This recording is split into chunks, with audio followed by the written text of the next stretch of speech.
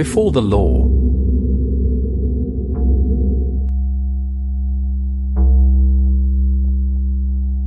Before the law stands a doorkeeper.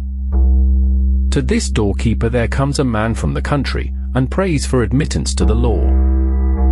But the doorkeeper says that he cannot grant admittance at the moment. The man thinks it over, and then asks if he will be allowed in later. It is possible, says the doorkeeper, but not at the moment. Since the gate stands open, as usual, and the doorkeeper steps aside, the man stoops to peer through the gateway into the interior.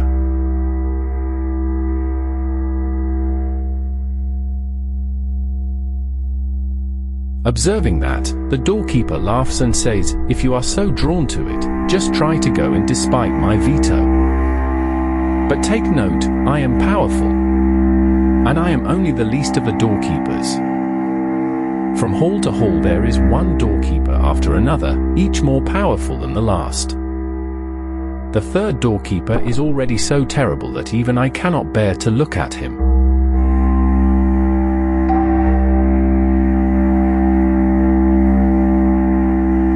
These are difficulties the man from the country has not expected. The law, he thinks, should surely be accessible at all times and to everyone. But taking a closer look at the doorkeeper in his fur coat, with his big sharp nose and long thin black tartar beard, he decides it is better to wait for permission. The doorkeeper gives him a stool, and lets him sit down at one side of the door.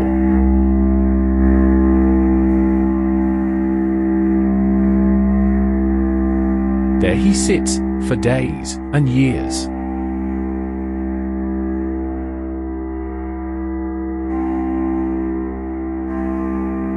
He makes many attempts to be admitted, and wearies the doorkeeper by his importunity. The doorkeeper often questions him about his home and many other things, but indifferently, as great lords do, always finishing that he cannot be let in yet. The man, who furnished himself with many things for his journey, sacrifices all he has, however valuable, to bribe the doorkeeper. The doorkeeper accepts everything, but always remarks, "I am only taking it to keep you from thinking you have omitted anything."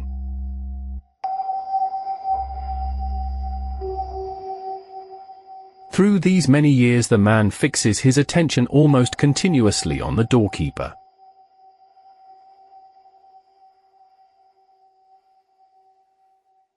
He forgets the other doorkeepers. This first one seems to him the sole obstacle preventing access to the law.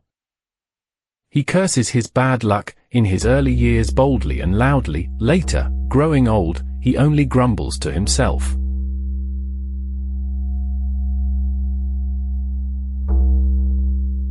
He becomes childish, and having come to know even the fleas in the fur collar, he begs the fleas to help him and change the doorkeeper's mind.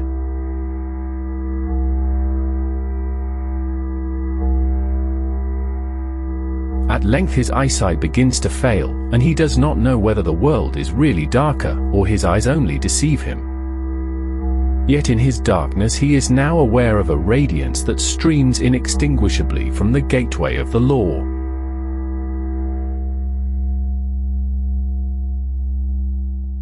Now he has not very long to live.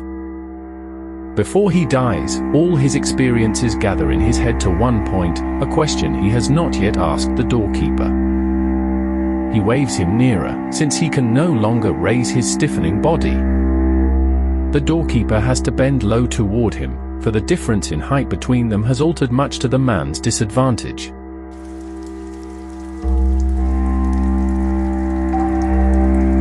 "What do you want to know now?" asks the doorkeeper. "You are insatiable. Everyone strives to reach the law," says the man. "How does it happen that in all these years no one but me has ever begged for admittance?" The doorkeeper sees that the man has reached his end, and to reach his failing ears, roars. "No one else could ever be admitted here, since this gate was made only for you. I am now going to shut it." Franz Kafka.